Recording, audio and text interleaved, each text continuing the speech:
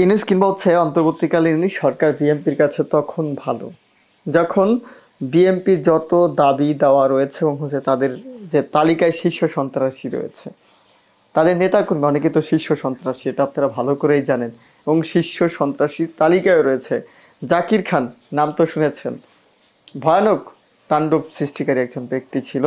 আমি বলছি না, আপনারা জানেন যে আন্তর্জাতিক যে সংবাদ কর্মী বা আন্তর্জাতিক গণমাধ্যম কর্মী, আপনারা জানেন যে আহ, নামটা আপনার সবাই শোনার কথা আর কি, তার কথা ধরে বললাম আর কি। জাকির খানকে আমি ব্যক্তিগতভাবে চিনি না বা তার সম্পর্কে জানি না, কিন্তু যুব সমাজের কিন্তু তিনি আইডল।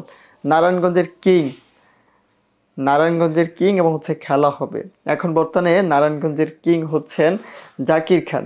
ওদিকে আগে ছিল শামীম ওসমান, দুজনেই নাকি কুখ্যাত সন্ত্রাসী ছিল। শামীম ওসমানও নাকি জাকির খানকে খুব ভয় পেতেন। কেন ভয় পেতেন শামীম ওসমানের মতো একজন মানুষ, কুখ্যাত সন্ত্রাসীর মতো মানুষ অন্য এক সন্ত্রাসীকে ভয় পাবে, এটাই স্বাভাবিক বিষয়। যেটাই হোক আর কি, জুলকারনাইন শাকির ভাইয়ের কথাই ধরে নিলাম আর কি।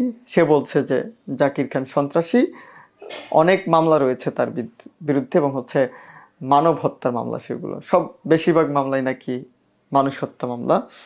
সেটা আসলে পরিকল্পিতভাবে দেওয়া হয়েছে না কিভাবে কি করেছে সেটা জানি না, কিন্তু রয়েছে তো মামলা। এবং তার কিন্তু ওই যে বলে না, কথায় আছে না যে কিছু ঘটে তো কিছু রটে, বা কিছু বটে বা কিছু ঘটে তো কিছু রটে। জাস্ট এরকম একটি খেলা চলছে। বিএমপি যত দাবি দেওয়া রয়েছে, সন্ত্রাসী ফন্ত্রাসী যারাই রয়েছে বিএমপির, তাদেরকে যদি অন্তর্বর্তীকালীন সরকার ছেড়ে দেয় তাহলে অন্তর্বর্তীকালীন সরকার ভালো। ইউনূস সরকার রয়েছে, ইউনূস সরকার ভালো। এবং বিএমপির যদি কাউকে ছেড়ে না দেয়, বা বিএমপির যে কথা, বিএনপির নেতারা যে কথা বলছে সেই কথা যদি অমান্য করে অন্তর্বর্তীকালীন সরকার, তাহলে সেই সরকার ভালো না। তাহলে ডাক্তার মোহাম্মদ ইউনূস ভালো না, উপদেষ্টা পর্ষদের সদস্য হিসেবে যারা রয়েছেন তারা ভালো না। কারণ ওই যে বিএনপির কথা তারা শুনছে না। বিএনপি যে সরকারটাকে নিয়ন্ত্রণ করতে চাচ্ছে, বিএনপির নেতারা যে সরকারকে দিক নির্দেশনা দিচ্ছে, সেই দিক নির্দেশনা অনুযায়ী কাজ করছে না। সেক্ষেত্রেই এই সরকারটা ভালো না, ইউনূস সরকার ভালো না। ইউনূস সরকারকে বিরুদ্ধে কঠিন অবস্থানে যাওয়ার হুঁশিয়ার দিবে। এটা অনেকবার দিয়েছে তারা এবং ঘটিয়েছ। তারা যে আধুনিক কি কি চাচ্ছে, সংস্কার কোন পর্যায়ে সেগুলো জানতে চাচ্ছে, সংস্কার নিয়ে খোঁচাখুচি হচ্ছে, সংস্কার নিয়ে কারাকারি করছে তারা। একদম ইউনূস সরকারকে টেনে হিঁচড়ে নামানোরও হুঁশিয়ারি তারা দিয়েছে। এই হুঁশিয়ারি তারা প্রতিনিয়তই দিয়ে থাকে। যখনই দেখে যে তাদের স্বার্থ হাসিল হচ্ছে না, অন্তর্বর্তীকালীন সরকার যে প্রধান উপদেষ্টা রয়েছেন তাদেরকে কানাকড়ির মূল্যায়ন করছে না, তখনই তারা এই সিদ্ধান্ত উপনীত হয় যে আমরাই ইউনূস সরকারকে টেনে হিঁচড়ে নামিয়ে দিব, ইউনূস সরকারকে আর রাখবই না। এই তাদের পরিকল্পনা। এটা অনেকবার বলেছে তারা, আমরাও দেখেছি। তারাও অবস্থানে গিয়েছে, তারাও ব্যবস্থা নিয়েছে। অন্তর্বর্তীকালীন সরকার যেরকম থাকা উচিত তেমনই থেকেছে। বিএনপির নেতাকর্মীদেরকে চারানারও মূল্যায়ন করে না, করে নাই। কারণ ওই যে অনৈতিক দাবি, যেটা অন্তর্বর্তীকালীন সরকার যে প্রধান উপদেষ্টা রয়েছেন ডক্টর মোহাম্মদ ইউনূস, তিনি মানতে নারাজ। অনৈতিক কোনো দাবিকে তিনি মানবেন না। আবার দেখেছেন তো স্বরাষ্ট্র উপদেষ্টা কতটা কতটা খ্যাপাটে আর কি, বলে না পাগলা ঘোড়া টাইপের। কোনোভাবেই অন্যায়ের রশি দিয়ে তাদের আটকে রাখা সম্ভব নয়। তেমনই অন্যায়ের রশি দিয়ে বারবার আটকানোর চেষ্টা করা হচ্ছে এই উপদেষ্টা পর্ষদের সদস্য যারা রয়েছে তাদেরকে। কোন অন্যায়ের পথ জানেন, বা কোন অন্যায়ের রশি দিয়ে আটকানোর চেষ্টা করা হচ্ছে তাদেরকে?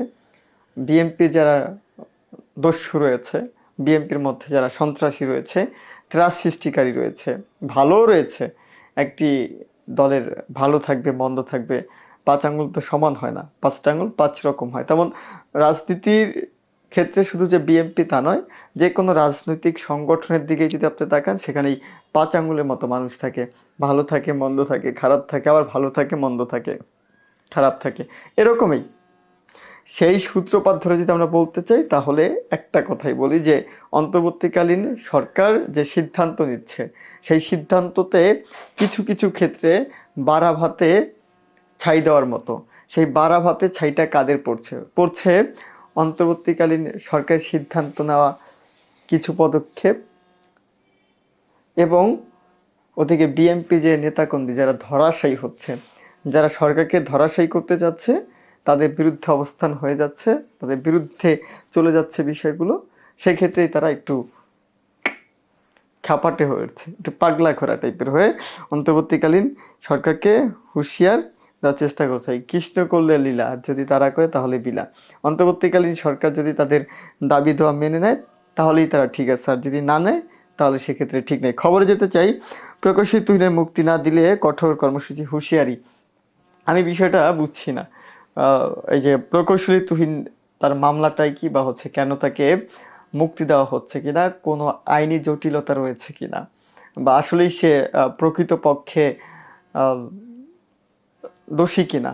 যেটাই হোক, আপনারা দেখেছেন যে জনাব বেগম খালেদা জিয়া থেকে শুরু করে অন্যান্য যে বিএনপি নেতাকর্মী যারা রয়েছে, বিশেষ করে হচ্ছে আর ওই যে সন্ত্রাসী ক্ষেত্রে একদম জাকির খান শীর্ষ সন্ত্রাসী তালিকায় যার নাম ছিল, সে পর্যন্ত মুক্তি পেয়েছে, সে পর্যন্ত এখন প্রকাশ্যে মিছিল মিটিং করছে, ঘুরে বেড়াচ্ছে, এবং হচ্ছে সাবেক যে স্বরাষ্ট্র মন্ত্রী ছিলেন বাবর, সেও ঘুরে বেড়াচ্ছেন। সেক্ষেত্রে আর কি পরিস্থিতি একটু ঘোলাটে ঘোলাটে মনে হচ্ছে। এই ব্যক্তিকে কেন মুক্তি দিচ্ছে না? সবাই মুক্তি চাচ্ছে, এবং এখানে তাকে কেন মুক্তি দেওয়া হচ্ছে না, আসলে সে দোষী কিনা সেটা হচ্ছে সরকারের না, সেটা হচ্ছে আইনের একটি সিদ্ধান্ত। যদি যদি সরকার চাইতো যে আটকিয়ে রাখা, তাহলে জনাব তারেক রহমান থেকে শুরু করে বিএনপির কোনো নেতা কর্মীকেই কিন্তু বের হতে দিত না। কিন্তু অন্তর্বর্তীকালীন সরকার হয়তো আর সেই সিদ্ধান্তে যাচ্ছে না, কিন্তু প্রকৃতপক্ষে যারা দোষী হয়তো তাদের শাস্তি দেওয়ারই চেষ্টা করছে। সেক্ষেত্রেই বলতে চাই, সেই সূত্র ধরে, যে জাকির খানের বিরুদ্ধে যে অপরাধের লাগামগুলো বা হচ্ছে অপরাধের অভিযোগগুলো আনা হয়েছে, সেটা হয়তো সত্যি নয়। তো প্রকৌশলী তুহিনের মুক্তি না দিলে কঠোর কর্মসূচি হুঁশিয়ারি। অনেক কর্মসূচি যাবত আমরা দেখেছি। নীলফামারীর সাবেক সংসদ সদস্য, বিএনপি নির্বাহী কমিটির সদস্য প্রকৌশলী শাহরিন ইসলাম তুহিনের নিঃশর্ত মুক্তি দেওয়া না হলে কঠিন কর্মসূচি দেওয়ার হুঁশিয়ারি দেওয়া হয়েছে। শনিবার ৩রা মে উত্তরাঞ্চল ইঞ্জিনিয়ার্স ফোরাম আয়োজিত মানববন্ধনে এই হুঁশিয়ারি দেন চাঁপাইনবাবগঞ্জের সাবেক এমপি ও বিএনপি নেতা হানুর রশিদ হারুন। শনিবার বিকেলে প্রেস ক্লাবের সামনে আয়োজিত মানববন্ধন অনুষ্ঠিত হয়। হানুর রশিদ বলেন, একই মামলায় অন্যদের নাম প্রত্যাহার খালাস দেওয়া হয়েছে, অথচ তুহিনের বেলায় তার জামিন আটকে দেওয়া দিয়ে তাকে জেল হাজতে পাঠানো হয়েছে। এটা জিয়া পরিবারের তথা বিএনপির জন্য অসম্মানজনক। তিনি বলেন, সরকারের পেছনে আরও কোন সরকার আছে কিনা সেটা আমরা জানতে চাই। যে ফ্যাসিস্টরা পালিয়ে গেছে তার দোষরা এখনও প্রধান উপদেষ্টার চারপাশে রয়েছে, এই কাজ করছেন। তো চিরেই প্রধান উপদেষ্টার চারপাশ ফ্যাসিবাদ মুক্ত হতে হবে।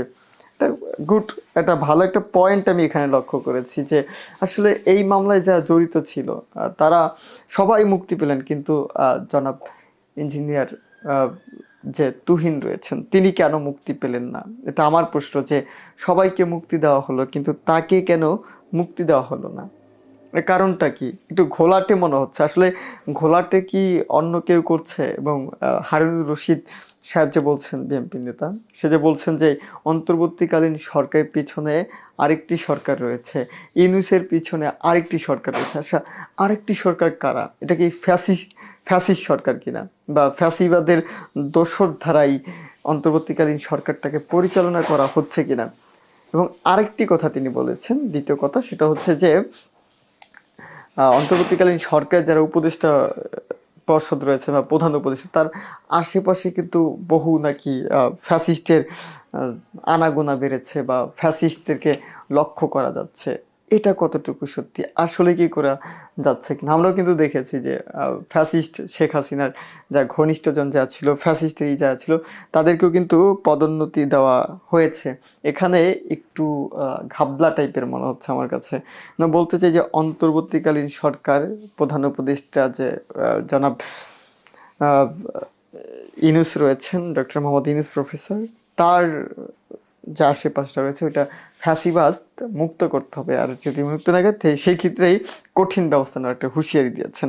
সে বলেন, তুহিনের নিষেধা মুক্তি দিতে হবে, তার সব মামলা প্রত্যাহার করতে হবে, অন্যথায় প্রধান উপদেষ্টার কার্যালয়ের সামনে মানববন্ধন হবে, আর সেখানে জাতীয় দল সকল পেশাজীবী সংগঠন অংশগ্রহণ করে। তিনি বলেন, আপনার প্রতি বিএনপি এখনো সম্মান রয়েছে, বিএনপির সম্মান রয়েছে। প্রধান উপদেষ্টার প্রতি সবার সম্মান রয়েছে। আমি যে ক্ষুদ্র একটি চুনাপুটি, আমারও সম্মান রয়েছে। বিশেষ করে প্রধান উপদেষ্টার যে আহ, কাজ করার যে দক্ষতা বা হচ্ছে তার যে মর্যাদা বা হচ্ছে তার যে জ্ঞান, তার যে বিচক্ষণতা, ওই বিষয়টিকে আমি প্রচণ্ড রকমের সম্মান এবং হচ্ছে তাকে শ্রদ্ধা করি। তাকে তার দেহর যে কন্ডিশন ওটা না, তার যে অবস্থান বা তার যে মেধা বা তার যে বড় বড় একটা ডিগ্রি রয়েছে বা তার যে যোগ্যতা রয়েছে, সেই যোগ্যতাকে আমি সম্মান করি। তেমন বিএনপি নেতাকর্মী যারা রয়েছেন তারা আসলে সম্মান করতে বাধ্য। হাতে গোনা কয়েকজন বিএনপি নেতাকর্মী আসলে ডক্টর মোহাম্মদ ইউনূসের মতো পাওয়া যাবে কিনা বা হাতে গোনা কয়েকজনকে আপনি সমগ্র বাংলাদেশে খুঁজে পাবেন কিনা সেটাও কিন্তু সন্দেহ রয়েছে। সেক্ষেত্রে তার প্রতি সম্মান করতে হবে না, অটোমেটিকলি চলে আসবে। অটোমেটিকলি ডক্টর মোহাম্মদ ইউনূসের প্রতি সম্মান চলে আসবে। কিন্তু এই বিএনপির নেতারা বারবার হুঁশিয়ারি দিচ্ছেন, হুমকি দিচ্ছেন বা যেটাই জানাতে চাচ্ছে যে এই যে ঘেরাও দেওয়া বা হচ্ছে তার প্রতি যে সম্মান রয়েছে সেই সম্মানটা উঠে যাবে এবং উঠে গিয়ে তাকে টেনে হিঁচড়ে নামানোর যে পরিকল্পনা করছে, আসলে এইগুলো কি বাস্তব নাকি কাল্পনিক? যে তো অনেক হুমকি আমরা শুনেছি। বিএনপির হুমকি তো আসলে অন্তর্বর্তীকালীন সরকার যারা রয়েছেন তা কিচ্ছু মনে করছে না। ফাঁকা ওয়াজ কতদিন আর? ভালো থাকবেন, সুস্থ থাকবেন, শুভকামনা।